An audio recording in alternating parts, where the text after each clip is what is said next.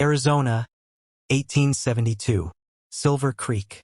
Eli Johnson came for oats. But the fairground was silent, too silent. No voices, no laughter. Then a tug on his sleeve.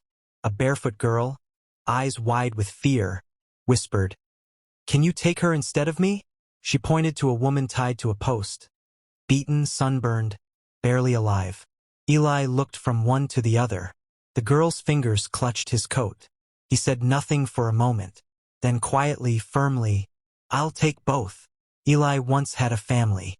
A wife with laughter like spring rain. A daughter who chased butterflies through wheat fields, her giggles echoing across the prairie. Their cabin had smelled of bread and wildflowers. The fire crackled each evening as Anna read scripture and their little girl, Hope, leaned against Eli's shoulder, already half asleep before the stories ended. But all of that vanished one night, like a match blown out in a storm. It was the stove. A simple spark, they said. The kind that jumps when you're not watching. Eli had been out with the cattle.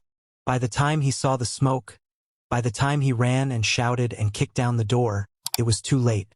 The town buried them in the churchyard, side by side beneath a sycamore tree. Anna and Hope, two names carved into cedar crosses that Eli whittled himself with bleeding hands. After that, he stopped speaking. He didn't scream. He didn't cry. He just stopped. Neighbors brought food.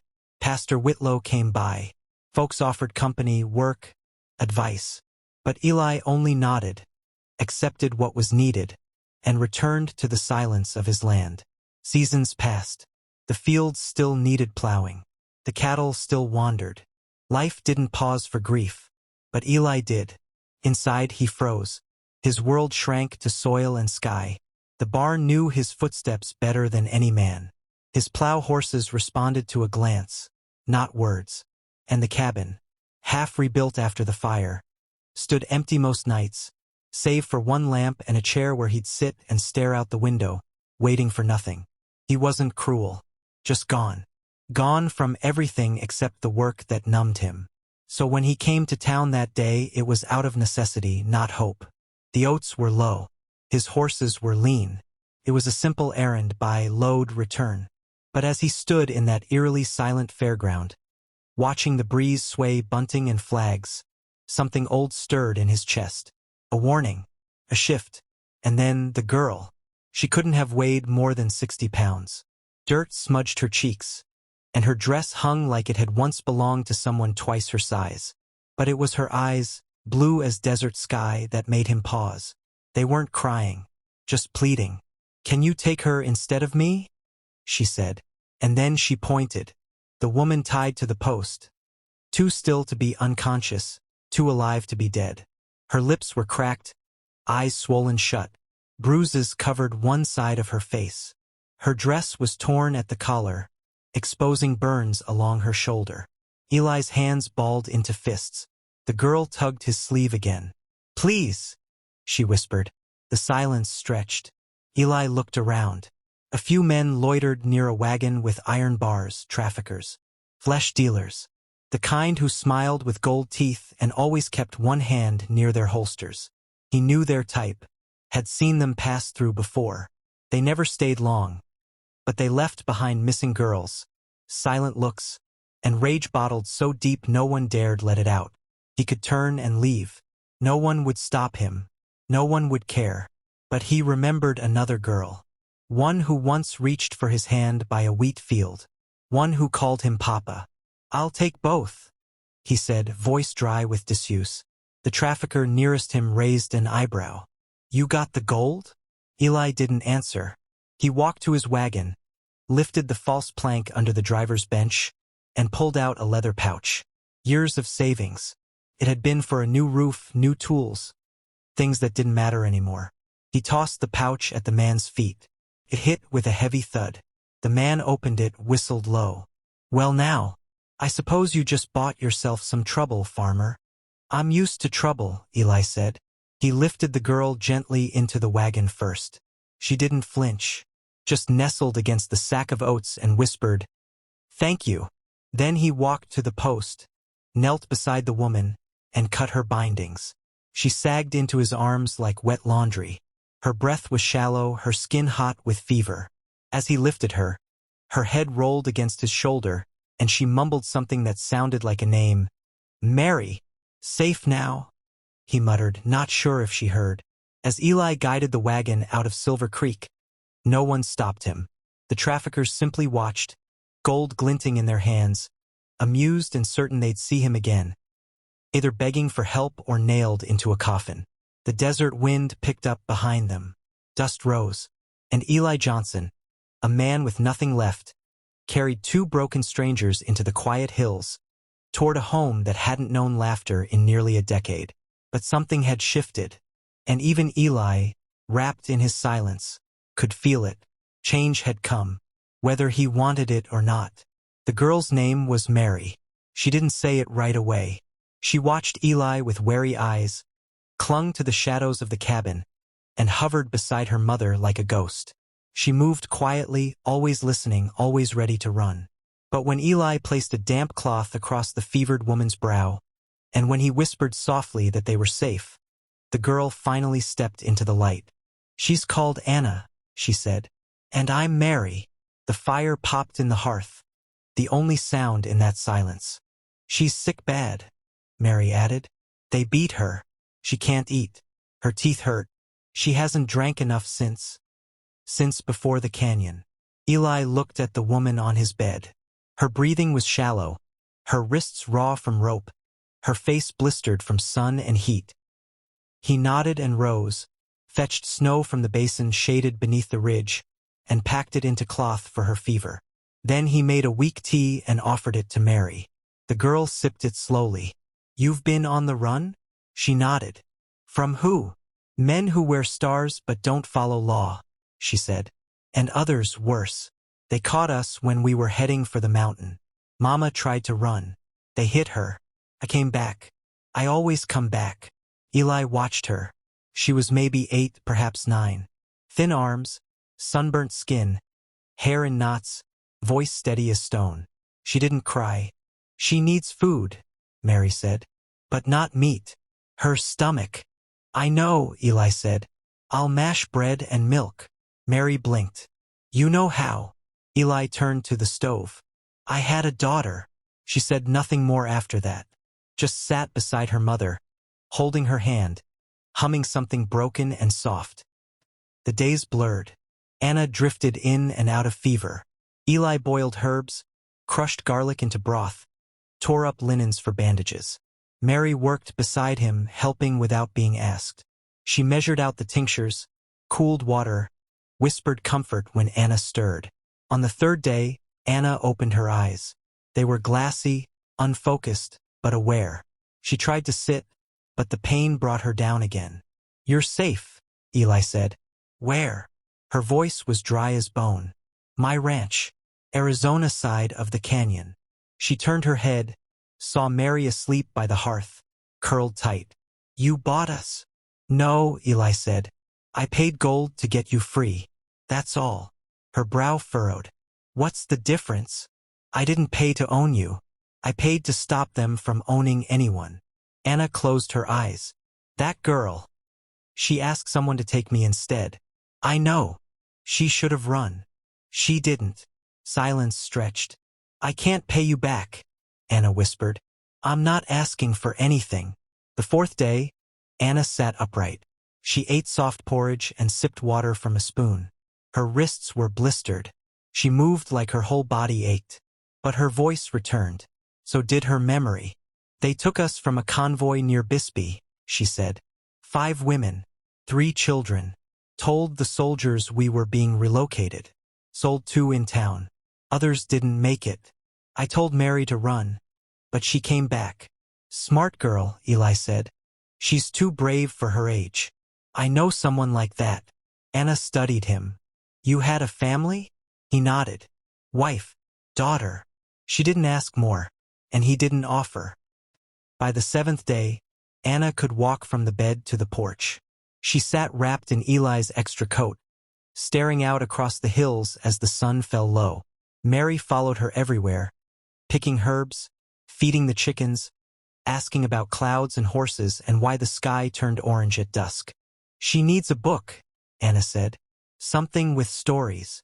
I have one, Eli said, pulling a dusty Bible from a high shelf. Mary took it gently like it was made of glass. She turned pages with wonder, sounding out words in a whisper. She reads, Anna said, pride softening her face. Taught herself after I lost my sight for a week last winter. You've been running that long? Anna nodded. Since the mines. Since I saw what they did to that boy. She didn't elaborate. She didn't need to. By the 10th day, Anna's bruises began to fade. She stitched a tear in Eli's shirt and started planting near the fence. She didn't smile much, but her voice grew stronger. Eli rode to town for flour and salt. He also brought back dried fruit, new shoes for Mary, and a bar of soap that smelled faintly of lavender. You didn't have to, Anna said. I did. Mary clutched the shoes to her chest. They're mine. Eli nodded. Yours. She ran outside, twirling in the dust, laughing for the first time. A clear, ringing laugh that made Anna turn away to hide her tears. That night, after Mary fell asleep with a book in her lap, Anna sat beside the fire and said quietly, She thinks you're a hero. I'm not, Eli said. She says you don't yell, that you don't watch her the way other men do, that she doesn't feel afraid here. Eli stared at the flames. She shouldn't have to say that. Anna nodded. But she does, because fear was her first language. He didn't answer, just fed the fire another log. On the 12th day the riders came, 3 of them, horses with black saddles and glinting rifles. They rode up at midday while Eli was tending the far field. Mary saw them first. She froze near the porch, then turned and ran for the barn. As Anna stood in the doorway, Eli met the riders halfway up the drive. Afternoon, one of them called. He had a silver tooth and a sneer. Looking for a woman and a child. Runaways. Property of Mr. Doyle. Eli didn't blink. No property here but cattle. Word says different. Says a quiet rancher bought himself a mother and daughter at the Silver Creek Fair. Paid gold. Word's wrong. The man leaned in his saddle. Maybe we search your place. Make sure. You set foot on my land, Eli said, voice flat. You won't leave standing. The man's smile faded. You've got no idea who you're messing with. I do, Eli said. And you've got no idea what kind of man you just threatened. There was silence. Then the man pulled a folded paper from his coat. Official warrant. Claims guardianship over the woman and child. Says she's a fugitive witness. Stole goods. Escaped. Eli didn't even look at it. She's a mother, he said.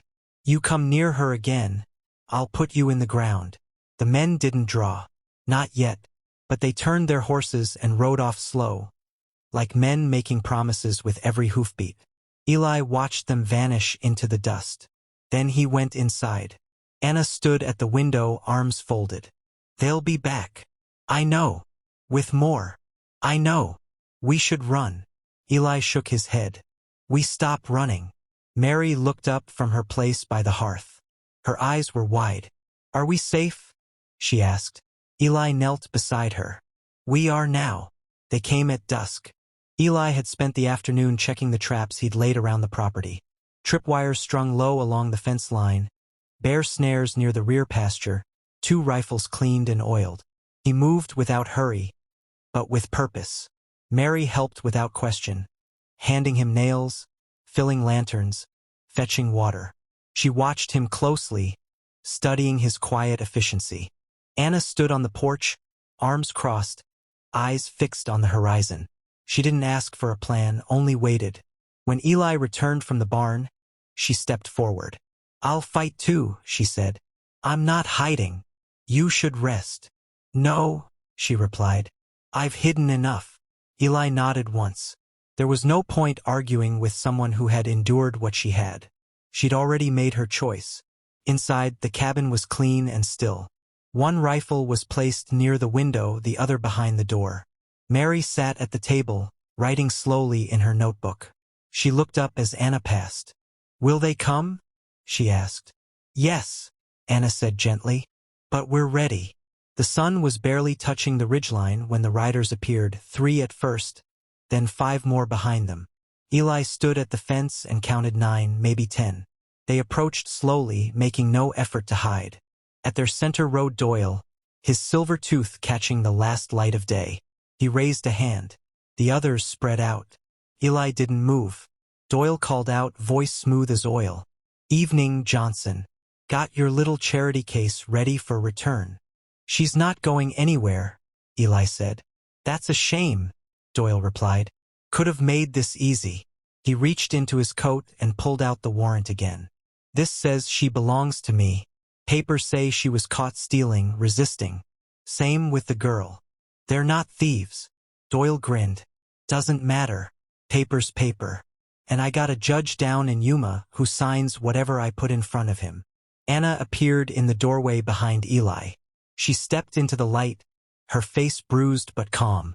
"You're afraid of what I saw," she said. Doyle's grin twitched. "You murdered a man," she said. "And now you want to erase the witness." The men around Doyle stirred. One spat into the dirt. Another touched the butt of his revolver. "You've said too much, woman," Doyle snapped. "This ain't a trial." "No," Anna said. "It's a reckoning." Doyle turned back to Eli. "Last chance." Eli took one step forward. "You had your chance." Then he whistled. A single, sharp note. From the trees near the rear pasture, something snapped. A wire releasing a log trap that crashed down, spooking the horses and scattering the men. One fell, cursing. Another dropped his rifle. Eli raised his gun and fired. The shot rang out like thunder, dropping one of the riders who had gone for the side gate. Chaos erupted. Anna ducked behind the porch beam, Mary diving under the table inside. Doyle's men tried to regroup, but the traps did their work. 2 more thrown from their saddles as snares yanked them backward, tangled and cursing. Eli moved fast, loading as he ducked behind the water trough. Bullets struck the wall behind him, one slicing the air inches from his ear. He aimed, fired again, this time catching a man in the leg, who screamed and fell into the dust. Anna crawled across the porch and grabbed the second rifle. Her hands shook, but she steadied herself and took aim. When one of Doyle's men reached the steps, she fired. He dropped. The gun kicked hard, but she held firm. Inside, Mary stayed low, covering her ears, but watching through the window. "Papa!" she cried out. Eli turned in time to see Doyle himself climbing the back fence, flanking the cabin. "Anna!" he shouted. She saw him, raised the gun. Too late. Doyle tackled her. They hit the porch hard, the rifle skittering across the floorboards. Eli sprinted. Anna fought beneath Doyle's weight, grabbing at his wrists as he tried to choke her. "You should have stayed gone," he hissed. "Could have saved your girl." But then a hand. Small. Fast. Mary. She'd run outside and grabbed the fallen rifle. "Get off my mama!" she screamed. Doyle turned, and Anna used that moment to drive her knee into his gut, then slammed the back of her head into his nose. He reeled. Eli tackled him from behind, slamming him into the porch beam. The gun clattered away. Doyle reached for his knife, but Eli's fist found his jaw first. Then again, and again, until Doyle collapsed, unconscious, blood pooling beneath his cheek. The gunfire had stopped. Around the yard, Doyle's men were either down, gone, or groaning in the dirt. The traps had held. The surprise had worked. Anna sat up slowly, breath ragged. Mary dropped the rifle and ran to her, burying herself in her mother's arms. Eli stood over Doyle, chest heaving. "They'll come looking," Anna said. "I know. We have to tell someone. We will." By morning, word had spread to Silver Creek. Several townsfolk rode out, saw the aftermath. Doyle in chains, his men wounded or gone. The sheriff came later, pale and shaking. When Eli handed him Doyle's papers, proof of bribery, false warrants, and a map to a mass grave, the man said nothing for a long time. Finally, he tipped his hat. "We'll take it from here." But everyone knew who had saved the girl, and who had stood for truth when it counted. They tried to move on. For a few days after the firefight, it almost seemed possible. The sheriff carted Doyle and the surviving men back to Silver Creek under guard. Anna gave a full statement. Mary, trembling but brave, told her part too. Folks from town brought food, blankets, even a new rocking chair for the porch.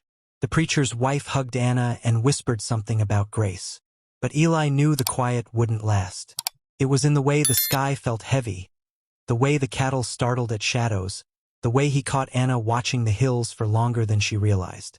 They'd hurt Doyle, embarrassed him, dragged his name through the dust. That kind of man didn't stay quiet, not unless he had no breath left in his lungs. The threat hadn't passed.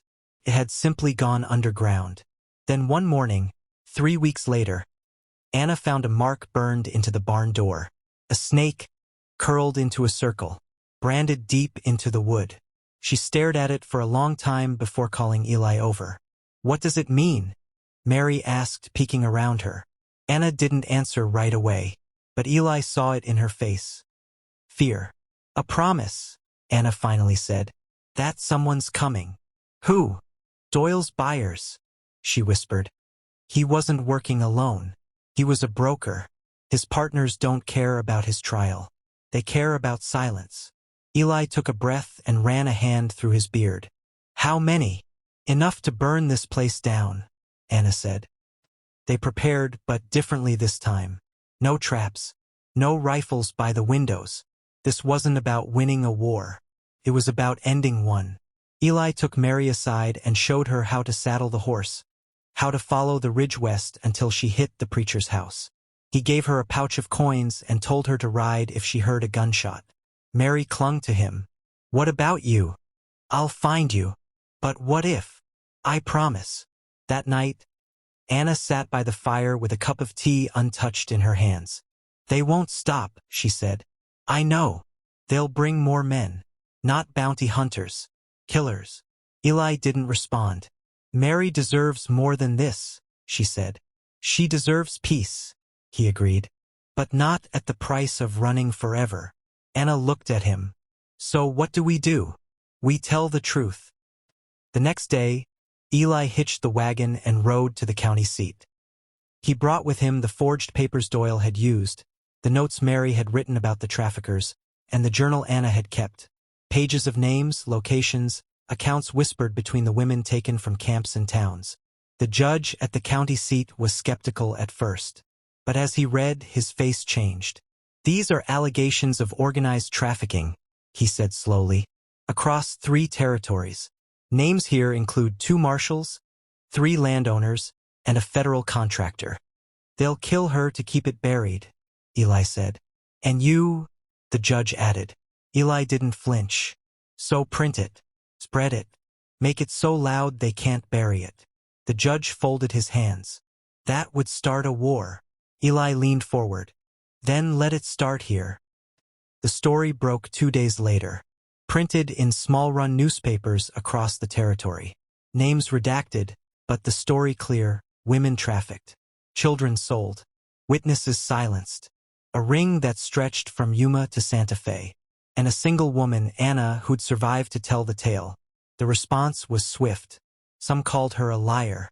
Others called her a hero. A few quietly offered bounties. The sheriff doubled patrols around the ranch. Townsfolk came armed to Sunday sermons. But nothing came for 3 days. Then 5. Then 7. Until a week passed in silence so loud it hurt. Anna tried to rest. Mary tried to play. Eli kept busy with chores, hammering boards, fixing the west fence line, mending the roof.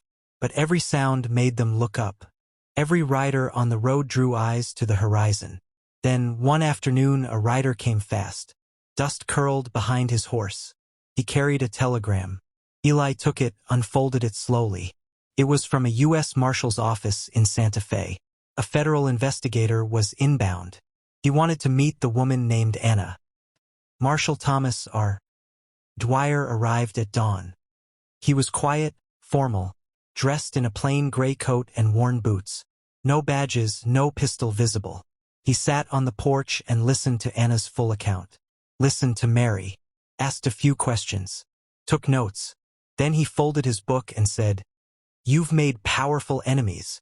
Anna nodded. We already knew that. The ring is real. And it's bigger than we thought, he continued. But you cracked it. So what now? Eli asked. We protect you. You testify. And after that, we hide you. No, Anna said. No more hiding. Then you'll need more than fences and firewood. Eli stepped forward. We'll take our chances. Dwyer looked at him, something like admiration flickering in his eyes. You're a stubborn man.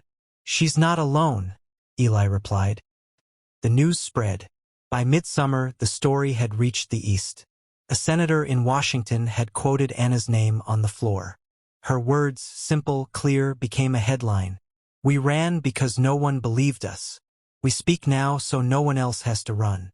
It became too big to silence. One by one, arrests followed. A federal raid on a mine near Prescott. A contractor in chains. Even a judge in Yuma unseated. But with every win, the threats grew louder. One morning, Anna found a letter nailed to the barn door. No words, just a single bullet. Eli took it down and buried it. One final trial was set for fall. A major trafficker named Braddock, a man Doyle had once called the bank. Anna was to testify in Phoenix. It was risky, but she agreed. Mary rode with her, dressed in clean clothes, her hair braided tight. Eli traveled behind them with Marshal Dwyer, rifle in the wagon bed. The trial lasted 4 days. Anna spoke calmly, clearly, without flinching. She told the court how girls were selected, how names were erased, how Doyle used forged papers like currency. Mary spoke too. And when it was over, Braddock was found guilty, sentenced to life. That night, Eli stood beside Anna on the hotel balcony. The desert wind hot and dry. You did it, he said. She didn't smile. It doesn't feel like enough. It never does, Eli said. But we told the truth. He nodded. That's how wars end. They came when the night was deepest, no wind, no moon, no stars. The land was too still, too silent. Even the dogs refused to bark. The cattle in the barn shifted uneasily, and somewhere in the distance, an owl let out a final warning cry before vanishing into the trees. Eli sat in the rocker by the window, his rifle resting across his knees. He hadn't slept. The air was too heavy with what he knew was coming. Anna stood nearby, arms crossed tight against her chest. She hadn't spoken in over an hour. Upstairs, Mary lay curled beneath a quilt, still clutching her little journal in both hands. They're close, Anna finally whispered. Eli didn't need to answer. He rose and moved silently to the front door, opened it, and stepped onto the porch. The stars had vanished behind thick cloud. All around the house, shadows breathed. No torches, no voices, but they were out there. He felt them, watching, waiting, closing in. He raised his voice. You don't belong here. Turn around. No answer, not even the wind. He fired a single shot into the sky. The echo rolled across the land like distant thunder. Still nothing. Then movement. Fast. A figure broke from the dark along the east side of the barn. Anna, walking back toward the porch, didn't see him in time. He grabbed her from behind, wrapping an arm around her neck and dragging her toward the fence. She kicked and thrashed, trying to scream. Eli didn't hesitate. He lifted his rifle and fired. The man dropped. Anna stumbled back, gasping, dirt on her dress, blood on her lip. Eli rushed forward, grabbed her hand, and together they dashed back into the house just as the first wave of gunfire erupted from the trees. Bullets tore through the porch beams, shattered the windows, splintered the walls. The dogs barked, then yelped, fleeing into the dark. Get Mary, Eli yelled. Anna was already racing up the stairs. She found Mary wide-eyed, already sitting up. Come on, sweetheart. We have to go. She lifted her, blanket and all, and carried her down to the kitchen. Eli had flipped the rug aside, revealing the cellar trapdoor. Anna lowered Mary in, kissed her head, and shut the hatch. Then she grabbed the second rifle from the mantel. I told you to stay down there, Eli said, reloading his weapon. Anna's eyes were steady. No, I'm done hiding. She crouched low beside the hearth, barrel trained on the window. Outside, more shadows moved through the grass. Some creeping, others bold. The front fence groaned. A voice barked something sharp. Then gunfire came in volleys. Eli fired back. One man went down. Another took cover behind the water trough. Anna squeezed the trigger. A shot rang out. A shape dropped with a cry. The house shook under impact. Then hoofbeats. Fast and hard. Too many for the attackers to have brought quietly. Eli paused, listening. Then a voice. Silver Creek rides with Johnson. From the tree line, horses burst into view. The preacher at the front, rifle raised high, followed by the sheriff, Marshal Dwyer, and over a dozen townsfolk. Ranchers, blacksmiths, even the schoolmaster, all armed, all burning with fury. The attackers faltered. Some turned to run. Some stayed to fight. But the townsfolk fanned out, flanking the cabin, pressing forward. Eli fired again, picked off a man crouching behind the rain barrel. Dwyer dismounted, rolled into cover near the porch and opened fire.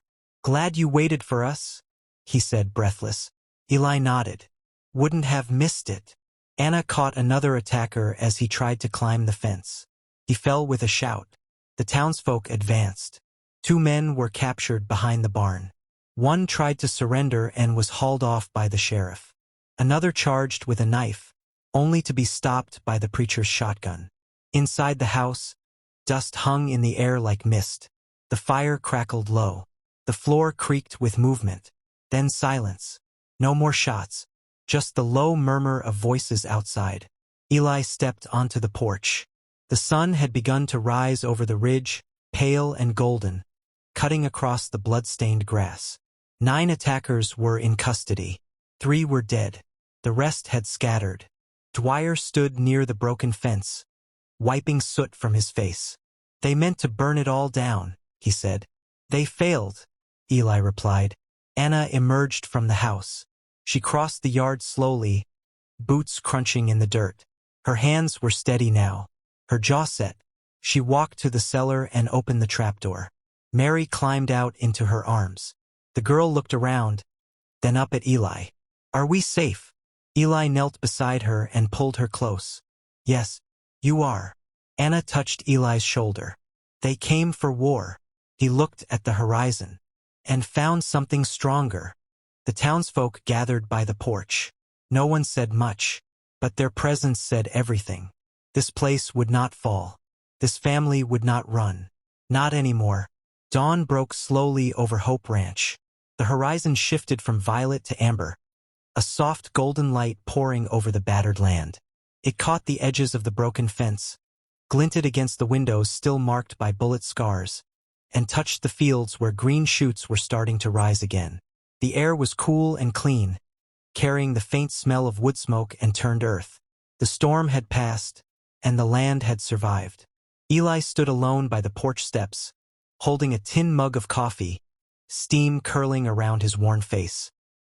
His left shoulder was still bandaged, and the bruises along his ribs ached with each breath, but pain no longer held meaning. He watched as a hawk circled high above the hills, and for the first time in a long while, he felt no urgency in the moment. Just quiet, just presence. Behind him, the door opened with a soft creak. Mary stepped out in bare feet, clutching her journal close to her chest. Her eyes were still heavy from sleep, but they searched the horizon as if making sure it was real. She walked slowly, then climbed up beside him on the bench. The morning sun lit her hair with a golden crown. She didn't speak for a long while. Then, in a voice barely louder than the wind, she said, "Papa." Eli looked down at her. She kept her eyes on the fields. "Can I call you that?" He didn't answer right away. He just reached out, wrapped his arm around her shoulders, and pulled her in close. "You already do," he said. She didn't smile, not at first, but she leaned into him, closed her eyes, and rested her head against his chest. A minute passed, then another. They listened to the morning breathe. Anna joined them shortly after, stepping onto the porch in a blue dress, sleeves rolled to the elbows, hands already smudged with garden dirt. Her wounds had faded, but the memory of pain lingered in her walk. Still, she carried herself with quiet strength now, not fear. She smiled at them and said, "Breakfast will be ready soon." Mary nodded. "We can eat on the porch." Anna paused, then sat down beside Eli on the other side. He took her hand in his. Neither said anything, but the grip between them was steady and warm. Later that morning, the preacher arrived. He came in a buckboard wagon pulled by a tired mule. In the back was a bundle wrapped in canvas. With a grin, he climbed down and dragged it to the gate. "Took a while," he said, wiping sweat from his brow. "But I figure every home needs a name." Together, he and Eli unwrapped the canvas to reveal a hand-carved wooden sign. The letters were deep and careful. Hope Ranch. Anna approached and read it silently. Then she smiled, small, real, and without hesitation. Eli carried the sign to the gatepost. With Mary holding the nails and the preacher steadying the frame, he raised the hammer and affixed it over the entrance. Each strike echoed down the road like a heartbeat. When it was done, he stepped back and looked at it a long while. "Seems right," the preacher said. Eli nodded. That afternoon was quiet. They fixed fence rails. Mary fed the hens. Anna worked in the garden, hands deep in the soil. The land responded, new green where ash had fallen. Life stubbornly returning. At sundown, they ate together on the porch. Bread fresh from the oven, stew warmed in the hearth, and a peach cobbler brought earlier that week by the sheriff's wife. The table was set with 3 plates, 1 lantern, and no fear. After the meal, Mary opened her journal. "I finished something," she said. She stood, brushed the hair from her eyes, and read aloud. "There once was a place that nearly vanished. Fire came. Bad men tried to tear it down. But there was a man who had lost everything, and a woman who had nothing left, and a little girl who still believed. They stood together, and the fire passed. The ground healed. They planted seeds, and gave the place a name. They called it hope, because that's what they gave each other." When she finished, Anna reached for Eli's hand and squeezed. He looked at her, eyes clouded but not sorrowful. "I never thought we'd find this," she said. "We didn't find it," Eli replied. "We built it." The lantern flickered. The stars began to emerge. First a few, then dozens, then thousands. Mary laid her journal beside her plate and leaned back in her chair, looking upward, her eyes tracing the constellations. Anna rested her head on Eli's shoulder. He closed his eyes and listened. Crickets chirped in the distance. A breeze rustled the high grass. And for the first time since the fire that took his family, Eli felt whole again. Not because he'd won a battle, not because he'd defeated evil, but because he'd chosen to stay, to stand, to love. That night, as they closed the doors and banked the fire, Mary whispered from her bed, "Good night, Papa." And from the other room, with Anna's hand in his, Eli answered, "Good night, sweetheart." Outside, the new sign stood firm beneath the stars, and the land slept in peace.